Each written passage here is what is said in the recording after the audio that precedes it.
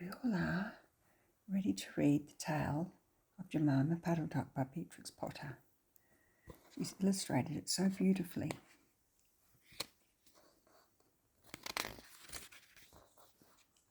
I knew this one as a child, but I haven't read it for a very long time. I hope you enjoy it as much as I have.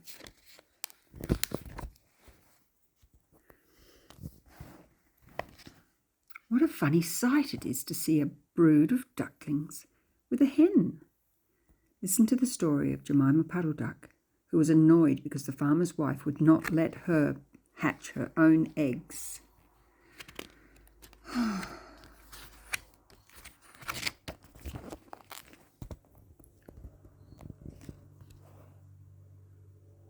Her sister-in-law, Mrs. Rebecca Puddle-duck, was perfectly willing to leave the hatching to someone else.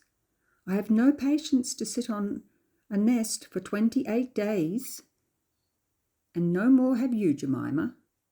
I wish to hatch my own eggs. I will hatch them all by myself, quacked Jemima Puddle-duck.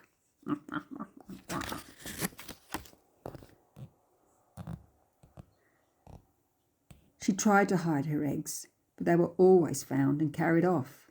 Jemima Puddle-duck became quite desperate. She determined to make a nest right away from the farm. She set off on a fine spring afternoon along the cart roads that leads over the hill. She was wearing a shawl and a poke bonnet. When she reached the top of the hill, she saw a wood in the distance. She thought that it looked a safe, quiet spot.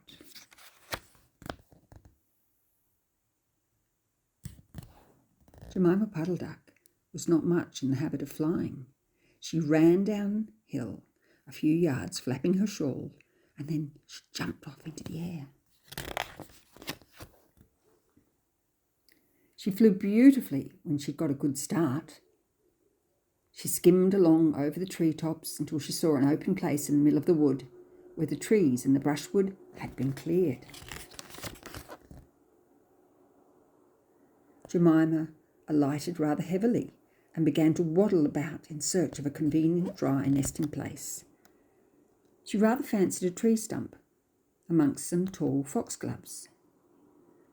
But seated upon the stump, she was startled to find an elegant dressed gentleman reading a newspaper. He had black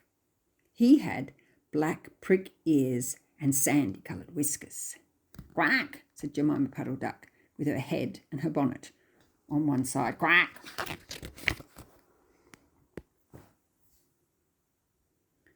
The gentleman raised his eyes above his newspaper and looked curiously at Jemima. "Madam, have you lost your way?" he said. He had a long bushy towel which he was sitting upon, as the stump was somewhat damp.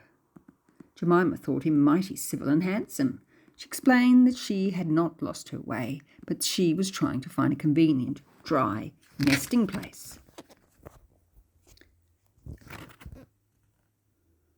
"Ah, is that so indeed?" said the gentleman with sandy whiskers, looking curiously at Jemima.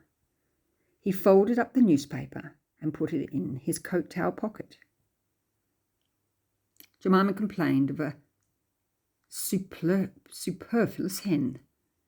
"Indeed, how interesting. I wish I could meet with that fowl. I would teach it to mind its own business." Superfluous, that's a funny long word, isn't it?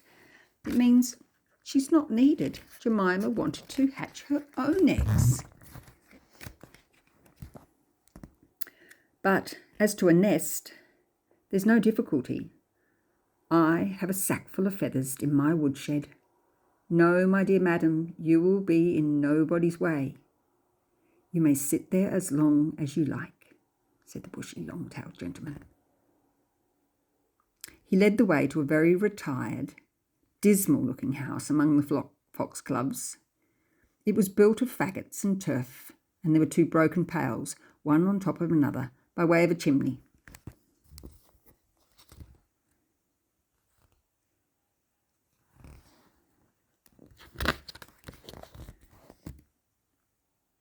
This is my summer residence.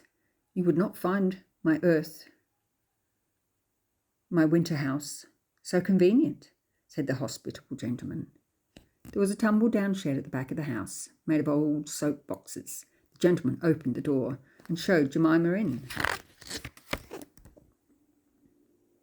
The shed was almost quite full of feathers. It was almost suffocating, but it was comfortable and very soft. Jemima Puddle-duck was rather surprised to find such a quantity of feathers, but it was very comfortable, and she made the nest without any trouble at all. When she came out, the sandy-whiskered gentleman was sitting on a log reading the newspaper. At least, he had spread it out, but he was looking over the top of it. He was so polite that he seemed almost sorry to let Jemima go home for the night. He promised to take care of her nest until she came back again the next day. He said he loved eggs and ducklings. He should be proud to see a fine nestful in his wool shed.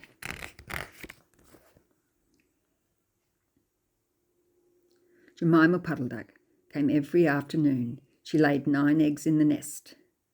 They were greeny white and very large. The foxy gentleman admired them immensely. He used to turn them over and count them when Jemima was not there. At last Jemima told him that she intended to begin to sit next day, and I'll bring a bag of corn with me so that I need never leave my nest until the eggs are hatched. They might catch cold, said the conscientious Jemima. Oh dear. He's a fox, isn't he? Of course he loves eggs. Where did he get all those feathers? Madam, I beg you not to trouble yourself with a bag. I will provide oats. But before you commence your tedious sitting, I intend to give you a treat. Let us have a dinner party all to ourselves. May I ask you to bring some herbs from the farm garden to make a savoury omelette? Sage and thyme and mint and 2 onions and some parsley. I'll provide lard for the stuff, lard for the omelette, said the hospitable gentleman with sandy whiskers. Jemima Puddle-duck was a simpleton. Not even the mention of sage and onions made her suspicious. She went round the farm garden nibbling off snippets of all the different sorts of herbs that are used for stuffing roast duck. And she waddled into the kitchen and got 2 onions out of the basket. The collie dog Kep met her coming out. What are you doing with those onions? Where do you go every afternoon by yourself, Jemima Puddle-duck? Jemima was rather in awe of the collie. She told him the whole story. The collie listened, with his wise head on one side. He grinned when she described the polite gentleman with sandy whiskers. He asked several questions about the wood, about the exact position of the house and the shed, and then he went out and trotted down the village. He went to look for 2 foxhound puppies who were out walk with the butcher. Jemima Puddle-duck went up the cart road for the last time on a sunny afternoon. She was rather burdened with bunches of herbs and 2 onions in a bag. She flew over the wood and alighted opposite the house of the bushy, long-tailed gentleman. He was sitting on a log. He sniffed the air and kept glancing uneasily around the wood. When Jemima alighted, he quite jumped.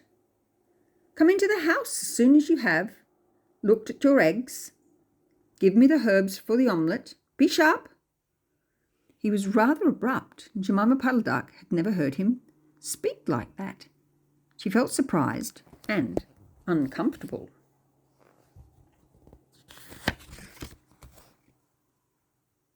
While she was inside, she heard pattering feet around the back of the shed. Someone with a black nose sniffed at the bottom of the door and then locked it. Jemima became alarmed. A moment afterwards, there were most awful noises, barking, baying, growls and howls, squealing and groans, and nothing more was ever seen of the foxy, whiskered gentleman. Look, there's his tail. He's running, isn't he?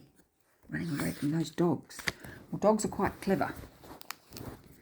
Jemima wasn't as clever as the dogs, but she was clever enough to at least talk to the dogs about her predicament. Was she in a predicament? Presently, Kep opened the door of the shed and let out Jemima Puddle-duck. Unfortunately, the puppies rushed in and gobbled up all the eggs before he could stop them. Oh dear, they didn't know, did they?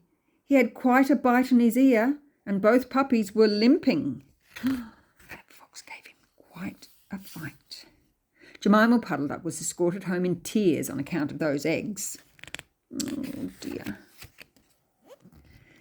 I'll have you for dinner. So what was his agenda, that fox, inviting her for dinner? She laid some more in June, and she was permitted to keep them herself, but only 4 of them hatched. Jemima Puddle-duck said that it was because of her nerves.